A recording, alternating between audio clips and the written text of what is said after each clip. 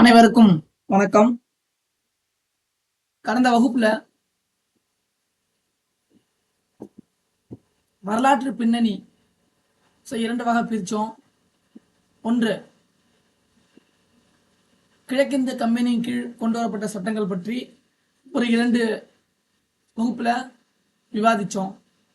இன்று 3வது வகுப்புல ஆங்கிலேயர்கள் தங்களுடைய நேரடி ஆட்சியின் கீழே, அதாவது பிரிட்டிஷ் சொல்லக்கூடிய குயின் ராணியோடைய நேரடி கட்டுப்பாடுகள் இந்தாண்ட நமக்கு சட்டங்கள்லாம் வந்துச்சு. 1858 முதல் 1947 இந்திய விடுதலை சட்டம் வரை, இல்லைங்களா?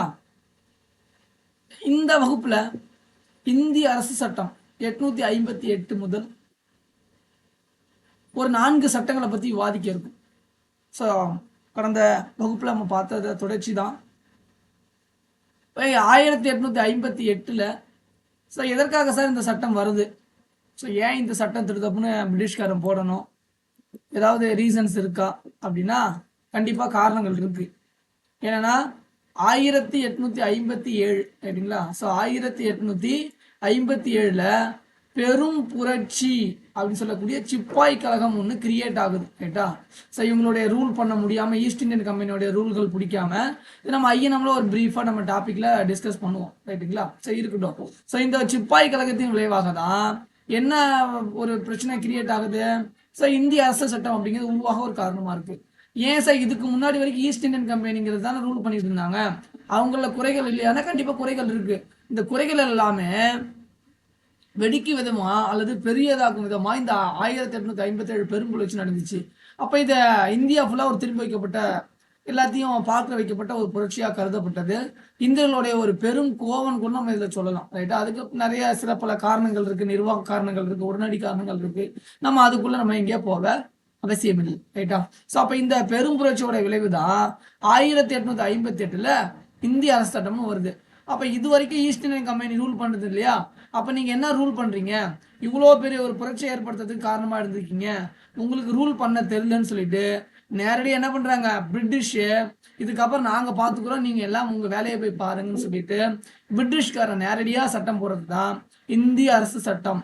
அதாவது பிரிட்டிஷோட நேரடி கண்காணிப்பில் வந்துச்சு, ரைட்டா? அதான் சொல்லியிருக்காங்க 1857 சிப்பாய் கழகத்தின் விளைவாக தான் இந்த அரசு சட்டம் வந்துச்சு, ரைட்டா? சரி. ஸோ இந்திய நல்லாட்சி சட்டம் என்ன அழைக்கப்படுது, ரொம்ப முக்கியமானது. இந்திய நல்லாட்சி சட்டம் என்ன அழைக்கப்படுது? அப்ப இயக்குனர் குழு நம்ம பார்த்தோம் இல்லையா? என்ன பார்த்தோம்? விட்டு இந்திய சட்டத்துல 6 பேர் கொண்ட போர்ட் ஆஃப் டைரக்டர்ஸ் அப்படின்னு பார்த்தோமா? 6 பேர் கொண்ட நிர்வாக குழு அல்லது கட்டுப்பாடு வாரியம் அப்படிங்கிறது ஏற்படுத்தப்பட்டது. அதை இங்க கலைக்கிறாங்க. எதுக்கு தேவையில்லாத வேலை அப்படின்ட்டு என்ன பண்றாங்க, கலைக்க ஆரம்பிச்சுட்டாங்க, ரைட்டா? சரி. அடுத்து என்ன சொல்றாங்க, இதை வாசிக்கிறாரு. என்ன வாசிக்கிறாரு? 1858ல் நவம்பர் 1ஆம் தேதி, ரைட்டா, கானிங் பிரபு அலகாபாத்ல வாசிக்கிறார். ஸோ இந்த நிதிக்கு அப்புறம் ஈஸ்ட் இந்தியன் கம்பெனி வந்து முடிவுற்றது, இனிமேல் உங்களை கண்காணிக்கிறது, உங்களை ஆட்சி செய்ய போறது யாரு, பிரிட்டிஷோட நேரடி குயின் சொல்லக்கூடிய குயின் தான், எலிசபெத் தான் ஆட்சி செய்ய போறாங்கன்னு சொல்லிட்டு டிக்ளேர் பண்றாரு. யாரு? கானிங் பிரபு. கேள்வி கேட்பாங்க. ஸோ யார் அப்படின்னா கானிங் பிரபு அவர்கள் தான், ரைட்டா? யாரு? கானிங் பிரபு அவர்களா டிக்ளேர் பண்றாரு. என்ன டிக்ளேர் பண்றாரு? இனிமேல் உங்களுக்கு சட்டங்கள் எல்லாம் போடுறது நேரடியா நாங்கள் பிரிட்டிஷா சட்டம் போடுவோம், ஈஸ்ட் இந்தியன் கம்பெனி அப்படிங்கறது ரூல் பண்ணாது அப்படிங்கறத தெளிவா சொல்லிடுறாரு. ஸோ இதெல்லாம் என்ன சொல்றாங்க, இந்திய மக்களின் உரிமை சாசனம் சொல்றாங்க, ரைட்டா? ஸோ இந்திய மக்களுடைய உரிமை சாசனம் என்ன அழைக்கப்படுது கேட்டாங்கன்னா 1858 இந்த சட்டம் தான், ரைட்டா? ஸோ இதை என்னன்னு சொல்றாங்க, இந்த உரிமை சாசனம் விக்டோரியா மகாராணிய பேரறிக்கை தான், சரியா? விக்டோரியா மகாராணியோட பேரறிக்கை தான் இந்திய மக்களின் உரிமை சாசனம். அப்படி இல்லைன்னா மாக்ன கட்டா, ரைட்டா? மாக்ன கட்டான்னு கூட சொல்லுவாங்க, ரைட்டா? ஸோ இந்திய மக்களின் உரிமை சாசனம் அப்படி இல்லைன்னா மாக்ன கட்டா அப்படின்னு சொல்லுவாங்க. யாரோட அறிக்கை அப்படின்னா விக்டோரியா மகாராணியோட பேரறிக்கை அப்படின்னு சொல்றாங்க, சரியா? ஸோ அதற்கு முன்னாடி நம்ம பார்த்தோம், முதல்ல ஜிஓபி அப்படின்னு ஸ்டார்ட் பண்ணாங்க, கவர்னர் ஜெனரல் ஆஃப் பெங்கால்னு ஸ்டார்ட் பண்ணாங்க. அதுக்கப்புறம் ஜிஜிஐன்னு ஒன்று ஸ்டார்ட் பண்ணாங்க, பார்த்தோமா? கவர்னர் ஜெனரல் ஆஃப் பெங்கால் யாரு? வாரன் ஹேஸ்டிங் பிரபு. கவர்னர் ஜெனரல் ஆஃப் இந்தியாங்கிறது யாரு? ஸோ வில்லியம் பெண்டிங் பிரபு, இல்லையா? கவர்னர் ஜெனரல் ஆஃப் இல்லாம பெங்கால் இல்லாம ஒரு தந்தார் யார் அப்படின்னா டல்ஹௌசி பிரபு. நம்ம இதை பார்த்துருந்தோம். இதை என்னவா பெயர் மாத்துறாங்க அப்படின்னா வைசியராய் அப்படின்னு சொல்றாங்க. இன்னிய முதல் ஜிஜிஐங்கிறது என்னவா பெயர் மாற்றம் செய்யப்படுது?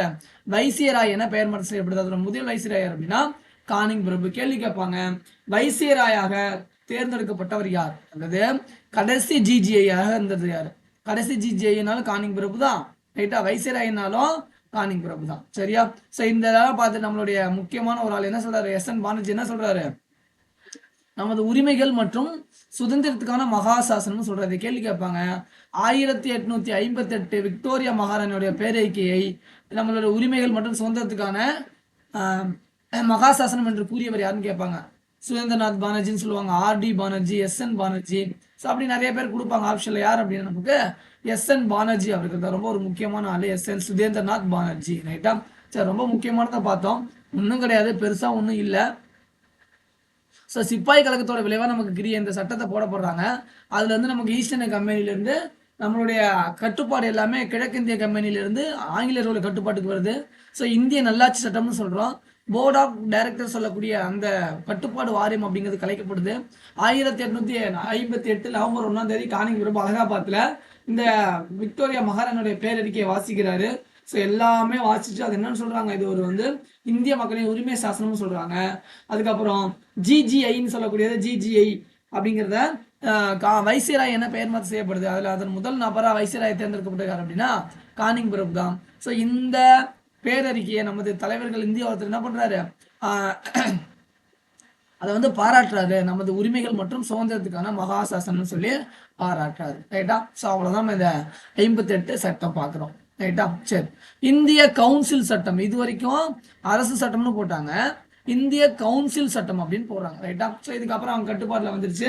அப்போ யார் போடுறது, கானிங் பிரபு அவர்கள் தான் போடுறாரு, ரைட்டா? கானிங் பிரபு அவர்கள் தான் போடுறாரு. இதுல தான் முதல் நிறைய டிக்ளேர் பண்ணியிருப்பாங்க. ரொம்ப இம்பார்ட்டன்ட் ஆக்ட், நல்லா தெளிவா படிக்கணும், சரியா? இந்த பார்க்கக்கூடியதுல இது ரொம்ப இம்பார்ட்டன்ட் ஆக்ட், அடிக்கடி கொஸ்டின் ஏரியா இது. இப்ப இந்தியர்களுக்கு சட்டம் இயற்றக்கூடிய அதிகாரம் முதல்ல வழங்கப்படுது, ரைட்டா? அப்ப இது வரைக்குமே பார்த்தோம், எந்த ஒரு ஆக்டுமே வழங்கப்படல. பிரிட்டிஷோட நேரடி கட்டுப்பாட்டுல வந்ததுக்கு அப்புறம் சில விஷயத்துல நாமளும் பதவி ஏற்றுக்கலாம், அப்படி இல்லைன்னா நமக்கும் சில அதிகாரங்கள் வழங்கப்பட்டுச்சு, சரியா? சில அதிகாரங்கள் வழங்கப்பட்டது. அதுல ஒரு முதன்மை அதிகாரமா என்ன பண்றாங்க, இந்தியர்களுக்கு சட்டம் ஏற்றக்கூடிய அதிகாரம் அப்படிங்கிறது வழங்கப்படுது, சரியா? காபினட் முறை, அதாவது என்ன சொல்றாங்க, மினிஸ்டரி, அமைச்சரவை அப்படிங்கிறது அறிமுகம் செய்யறாங்க. 859 அமைச்சரவை அறிமுகம் செய்யறாங்க, ரைட்டா? சரி, அடுத்தது இலகா இல்லாத ஒதுக்கீட்டு முறை, அதான் மினிஸ்டரி தான் சொல்றாங்க. இலகா இல்லாத அமைச்சராகவும் இருக்கலாம், அதை ஒதுக்கீட்டு செய்யறாங்க. அதுவும் 1861 ஒரு முக்கியமான ஆக்டெல்லாம் தெளிவா படிக்கணும். காபினெட், அதாவது மினிஸ்டரி அறிமுகப்படுத்துறாங்க, இலகா இல்லாத ஒதுக்கீட்டு முறை அறிமுகப்படுத்துறாங்க. 1808 இது குரூப் 1ல வந்துச்சு, 2025 உடைய குரூப் 1ல கூட வந்தது. 1852 மெட்ராஸ் மாகாணம் வங்காளம் அப்படிங்கிற இடத்துல என்ன நிறுவுறாங்க, ஹைகோர்ட் அப்படின்னு நிறுவப்படுது, ரைட்டா? நம்ம ஏற்கனவே பார்த்தோம், என்ன பார்த்தோம், ஒழுங்குமுறை சட்டத்தின்படி 1774, ரைட்டா? 1774 என்ன உருவாக்குனாங்க, சுப்ரீம் கோர்ட் அப்படிங்கிறது உருவாக்கப்பட்டது இல்லையா? அப்ப இங்க என்ன பண்றோம், 862 சட்டத்தின்படி பட்ஜெட்டு, மெட்ராஸ், பம்பை, வங்காளம் ஆகிய இடத்துல ஹைகோர்ட் அப்படிங்கிறது நிறுவப்படுறாங்க, ரைட்டா? ஸோ ஹைகோர்ட் நிறுவுறாங்க எங்கெங்க, 862 3 மாகாணத்திலையும். வேற என்ன சார் அறிமுகப்படுத்துறாங்க, பட்ஜெட் இம்ப்ளிமெண்ட் பண்றாங்க, ரைட்டா? ஸோ முதல்ல இங்கதான் இலகா இல்ல மினிஸ்டரி அறிமுகப்படுத்துறது, இங்கதான் அப்புறம் பட்ஜெட் அறிமுகப்படுத்துறாங்க. பட்ஜெட் நம்ம பாக்குறோம், ரொம்ப ஒரு முக்கியமான டேட்டா பட்ஜெட். அட்வொகேட் ஜெனரல் அப்படிங்கிற பதவியும் அறிமுகப்படுத்துறாங்க, அட்வொகேட் ஜெனரல், ரைட்டா? ஸோ அதுவுமே அறிமுகப்படுத்துறாங்க. அவசர சட்டம் அனுமதி போடுறாங்க, ரைட்டா? ஏதாவது ஒரு அவசரமா யாருக்கு பெர்மிஷன் உண்டு, வைசிராய்க்கு பெர்மிஷன் உண்டு. வைசிராய்க்கு யாரு, கானிங் பிரபு. ஸோ ஏதாவது ஒரு பிரச்சனை அப்படின்னா டக்கு நீங்க என்ன பண்ணலாம், இம்மிடியேட்டா நடவடிக்கை எடுக்கிறதுக்கு ஒரு அவசர சட்டம் போடலாம் அப்படிங்கிறத அனுமதி கொடுக்குறாங்க. ஸோ அதுக்கப்புறம் சென்னை, கொல்கத்தா, மும்பை சட்டமன்றங்கள். ஸோ அங்க என்ன பண்ணாங்க, லெஜிஸ்லேட்டிவ் நிறுவுறாங்க, சட்டமன்றங்கள் நிறுவப்படுது. ஸோ 1862 சட்டத்தின்படிதான் நமக்கு ஹைகோர்ட் நிறுவப்படுது. அதன் அடிப்படையில் தான் 3 மாகாணத்திலையும் நமக்கு சட்டமன்றங்கள் நிறுவப்படுது, ரைட்டா? ஸோ கவர்னர் ஜெனரல் சட்டம் ஏற்றம் அதிகலாம், அதை சொல்றாங்க இல்லையா?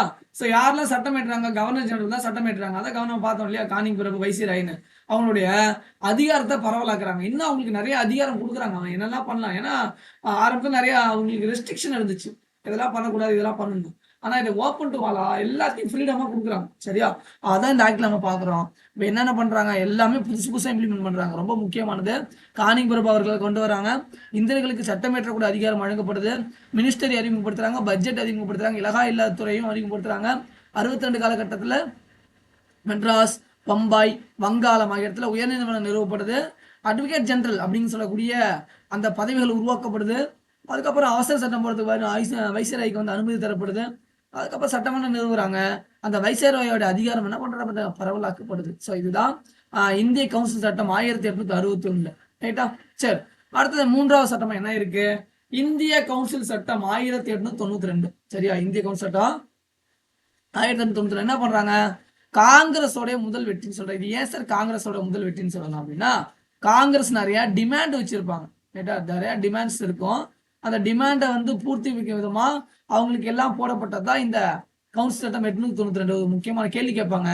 காங்கிரஸுடைய வெற்றி என கருதப்படக்கூடிய சட்டம் என்னன்னா 892 தான். ஸோ எல்லாமே காங்கிரஸ்ல மேக்சிமம் எல்லாம் என்ன வயசுல இருப்பாங்க? 90 வயசு தான். நீங்க தாதாபாய் நவ்ரோஜி எடுத்துக்கலாம், எஸ்.என். பானர்ஜி, சச்சிதானந்த சின்ஹா. ஸோ இந்த மாதிரி சொல்லக்கூடிய ஐஎன்ஸ்ல மிக முக்கியமான காந்தி. ஸோ எல்லாமே என்ன பண்ணுவாங்க? 90 வயசு ஒரு கிழவனா தான் இருப்பாங்க. அப்படி ஞாபகம் வச்சுக்கலாம். 1892 அப்படின்னு. ரைட்டா? ஸோ இந்த காலம் என்ன இருப்பாங்க? மத்திய சட்டமன்ற உறுப்பினர்கள் தேர்ந்தெடுக்கிறாங்க. சென்ட்ரல் அப்ப குறைஞ்சபட்சம் 10 அதிகபட்சம் 20 உறுப்பினர்களும் தேர்ந்தெடுக்கப்படுறாங்க. அங்க அறிமுகப்படுத்தாங்க. என்ன அறிமுகப்படுத்தினா? பட்ஜெட்டை அறிமுகப்படுத்திட்டான். ஆனா இங்க என்ன பண்றான்? பட்ஜெட்ல வினாக்கள் கேட்கலாம், விவாதிக்கலாம். அந்த பட்ஜெட்டை பத்தி விவாதிக்கலாம்னு சொல்றாங்க. அதுக்கப்புறம் என்ன பண்றான்? அங்க ஏற்படுத்தினாங்களா? மெட்ராஸ், பாம்பே, கல்கத்தா சட்டமன்றங்கள் நிறுவனங்களா பார்த்தோமா? 861 சட்டப்படி 61 படி 62ல ஆரம்பிச்சாங்க. இங்க என்ன பண்றாங்க? அதனுடைய விரிவாக்கம் பண்றாங்க. அதிகாரத்தை பவர் என்ன கூட்டிக்கிட்டே போறான். ஒவ்வொருக்கும் அதோட பவர் கூட்டிக்கிட்டே போறோம். ஸோ அப்ப இதுதான் நம்ம இதுல பார்க்கக்கூடியது. காங்கிரஸோட முதல் வெற்றின்னு சொல்றான். மத்திய சட்டமன்றத்தில் உறுப்பினர்கள் தேர்ந்தெடுக்க போறாங்க. குறைஞ்சபட்சம் 10 பேர் இருக்கணும், அதிகபட்சம் 20 பேர் இருக்குன்னு சொல்றாங்க. மத்திய சட்டமன்றம் அப்படின்னா சென்ட்ரல் கவர்மெண்ட். ரைட்டா? பட்ஜெட்ல விவாதிக்கலாம், அதுக்கு பதில் அதனுடைய வினாக்கள் கேட்கலாம்னு சொல்றாங்க. அங்க என்ன சொல்லியிருக்கான்? போன ஆக்ட்ல எல்லாத்தையும் சட்டமன்றம் உருவாக்குனாங்க. இப்ப அதுல வந்து விரிவாக்கம் பண்ணலாம் சொல்லிட்டு அதுதான் இந்த இந்திய கவுன்சில் சட்டம் 892 நம்ம பார்க்கக்கூடிய தகவலாயிருக்கு. ரைட்டா? சரி. ஸோ கடைசியா நம்ம கடைசி பொசிஷன் வந்துட்டோம். ஸோ இந்த வீடியோட கடைசியில இந்த ஆக்ட் பார்த்தோம்னா நம்ம முடிஞ்சிச்சு. ஸோ இந்திய கவுன்சில் சட்டம் அல்லது மிண்டோ மார்லி சீர்திருத்தம் கூட சொல்லலாம். 1919 1909. ரைட்டா? ஸோ மிண்டோ மார்லி சீர்திருத்தம் அப்படின்னு சொல்லலாம். மிண்டோ மார்லி சீர்திருத்தம்னு சொல்லுவாங்க. அதாவது இந்திய கவுன்சில் சட்டம் சொல்லலாம், அரசு சட்டம் சொல்லலாம். அப்ப 1909 இந்த சட்டம் வருது. அங்க பார்த்தோம் இல்லையா? உறுப்பினர்கள் எண்ணிக்கை 16 இருந்துச்சு. அதிகபட்சம் என்ன சொன்னா? குறைஞ்சபட்சம் 10ஆவும் அதிகபட்சமா 20 இருக்குன்னு சொன்னாங்கன்னா இங்க என்ன பண்றாங்க? ஆனா 16 அப்படிங்கிறது நியமிச்சிருப்பாங்க. இப்ப குறைஞ்சபட்சமா 10 பேர் இருக்கணும், அதிகபட்சம் 20 பேர், அதுக்கு மேல போக கூடாதுன்னா நடுமத்துல 16ன்னு சொல்லி நியமிச்சாங்க. அதுக்கப்புறம் என்ன பண்றாங்க? இந்த ஆக்ட்ல 60ன்னு தூக்கி போட்டா. சட்டமன்றோடைய எண்ணிக்கை எவ்வளவா? 60ன்னு சொல்லிட்டாங்க. ரைட்டா? சட்டமன்ற தேர்தல் எவ்வளவு போயிருந்தாங்கன்னா மறைமுக தேர்தலா இருக்குது. ரைட்டா? மறைமுக தேர்தல் தான் பயன்படுத்த. கேள்வி கேட்பாங்க. மறைமுக தேர்தல் அப்படிங்கிறது எந்த சட்டத்தின் கீழ் கொண்டு வரப்பட்டது அப்படின்னா முதல் 1909. இப்பதான் தேர்தலை பத்தியே பேசுறாங்க. முதல்ல கொண்டு வந்த தேர்தல் மறைமுக தேர்தல் தான். 1909 தான். சரியா? அப்ப எல்லாரும் ஓட்டு போடலாமான்னா கிடையாது. படிச்சவங்களுக்கு மட்டும்தான் ஓட்டு. அது கற்றவர்கள் தான், பணங்காசி ஏமாற்றவங்க அவங்க தான் ஓட்டுன்னு சொல்றாங்க. ரைட்டா? சரி. அடுத்தது பெண்களுக்கு ஓட்டுரிமை இருந்துச்சானா கண்டிப்பா கிடையாது. அப்பையில இருந்து கிடையாது. இப்போ வரைக்குமே பெண்களை ஒரு பொருட்டாவும் மதிக்கல. அதனால அந்த காலத்துல கொடுத்துருப்பாங்களான்னா கண்டிப்பா ஏன்னா மேக்சிமம் எல்லாம் பிற்போக்குவாதியா தான் இருந்தாங்க. பெண்களுக்கு எதுவும் கொடுக்க கூடாதுங்கிற ஒரு மனநிலையில தான் இருந்தாங்க. ஸோ மேக்சிமம் கொடுத்துருக்க மாட்டான். சரியா? பெண்களுக்கு ஓட்டுரிமை வழங்கப்படல. இஸ்லாமியர்களுக்கு தனி தொகுதி கொடுத்தாங்க. ரொம்ப முக்கியமான பாயிண்ட் தான். இஸ்லாமியர்களுக்கு தனி தொகுதி வழங்கப்படுது. என்ன அப்ப 1909 மிண்டோ மார்லி சீர்திருத்தம் சொல்றோம். உறுப்பினர் எண்ணிக்கை வந்து 60 குறைக்க இன்க்ரீஸ் ஆக உயர்த்தப்பட்டதுன்னு பாக்குறோம். மறைமுக தேர்தல் பயன்படுத்த எல்லாத்துக்கும் ஓட்டுரிமையா கிடையாது. கட்டவங்க படிச்சவங்களுக்கு மட்டும்தான். பெண்கள் கொடுத்தாங்களான்னா இல்ல. ரைட்டா? முஸ்லிம்களுக்கு என்ன பண்றாங்க? தனி தொகுதி கொடுக்குறாங்க. 1906 முஸ்லீம் லீக் அப்படின்னு ஒரு கட்சி ஸ்டார்ட் பண்ணியிருப்பாங்க. அதுல இவங்களுக்கு என்ன கொடுக்குறாங்க? ஸோ 27 இடத்துல 8 இடங்கள் ஒதுக்கப்படுது முஸ்லிம்களுக்கு தனி தொகுதியா. அதான் பாக்குறோம். ரைட்டா? ஜிஜிஐ முதல் இந்தியராக யார் தேர்ந்தெடுக்கப்படுறாங்க அப்படின்னா சத்யேந்திர பிரசாத் சின்ஹா அப்படிங்கிறவர் தான். எஸ்பி சின்ஹா தான் என்ன சேர்த்து பண்றாரு? சோ முதல்ல ஜிஜி நம்ம இதை பார்த்திருக்கோம். நம்ம ஒரு கேசஸ்லயே பார்த்தோம். சைமன் குழு எதிர்ப்பு அப்படின்னு பார்த்தோமா? நம்மால் ஒரு ஆள் இல்லைன்னு சொன்னோம் இல்லையா? யாரு? எஸ்பி சின்ஹான்னு பார்த்தோமா? அந்த ஆள் தான் இவரு. சத்யேந்திர பிரசாத் சின்ஹா இவர் தான் அவரு. அந்த ஆள் தான் அதுல இடம்பெற்று இவர் தேர்ந்தெடுக்கப்பட்டிருக்காரா? எந்த ஆக்ட் படி? 9 ஆக்ட் படி. ரைட்டா? 1909 படி தேர்ந்தெடுக்கப்பட்டாரு. இதை கேள்வி கேட்பாங்க. ஆனா நம்ம என்ன பண்ணல, சைமன் கோடு கொண்டு வரலாம். சைமன் கோடு கேசஸ்ல பார்த்தோம். ரைட்டா? சரி சரி, அவ்வளவுதான் நம்ம இந்த வீடியோ பார்க்குறது. அப்ப இதுல விண்டோ மாலி சீர்திருத்தம் சொல்றோம். உறுப்பினர் எண்ணிக்கை 16ல இருந்து 60 உயர்த்தப்பட்டதுன்னு பாக்குறோம். சட்டமன்ற தேர்தல் மறைமுக தேர்தலா இருந்தது. அதுல கற்றவர்களுக்கு மட்டும் தான் ஓட்டுரிமை இருந்துச்சு, பெண்களுக்கு இருந்ததானா இல்ல. அதுக்கப்புறம் இஸ்லாமியர்களுக்கு தனி தொகுதி வழங்கப்பட்டது. அப்புறம் முதல்ல GGIயா, அதாவது கவர்னர் ஜெனரல் ஆஃப் இந்தியா அப்படிங்கிறத முதல் இந்தியர் யாரு, சத்யேந்திர பிரசாத் சின்ஹாக நம்ம இந்தியர்கள் நியமிக்கப்பட்டாங்க. அதுதான் நம்ம பார்க்கக்கூடிய ஒரு விஷயமா இருக்கு. ரைட்டா? அப்ப இந்த வகுப்புல நம்ம என்னெல்லாம் விவாதிச்சிருக்கோம், 1858 சொல்லக்கூடிய அந்த சட்டத்தை பத்தி விவாதிச்சிருக்கோம். 1861 சட்டத்தை பத்தி விவாதிச்சிருக்கோம். 1892 சட்டத்தை பத்தி விவாதிச்சிருக்கோம். 1909 சட்டத்தை பத்தி விவாதிச்சிருக்கோம். அப்போ இதுல கொடுக்கப்பட்ட தகவல் போதுமானா 100% இதுல கொடுக்கப்பட்ட தகவல் போதுமானது. ஆகவே நீங்க ஒரு தடவை என்ன பண்ணுங்க, வீடியோ பாருங்க, பார்த்துட்டு நீங்க ஒரு தடவை நோட்ஸ் எடுத்து தெளிவா படிங்க. படிச்சுட்டு PYQ பார்த்தீங்க அப்படின்னா 100% இதுல இருந்து நமக்கு என்ன பண்ணிடலாம், கேட்கக்கூடிய கேள்விகளை அடிச்சிடலாம். ரைட்டா? அப்ப வீடியோ நல்லா வாட்ச் பண்ணுங்க, கடைசி வரைக்கும் பாருங்க. பார்த்துட்டு முழுமையா படிச்சுட்டு கொஸ்டின் பேப்பர் ப்ராக்டிஸ் பண்ண பாருங்க. ரைட்டா சார்? மேலும் நெக்ஸ்ட் வீடியோல சந்திப்போம். நன்றி, வணக்கம்.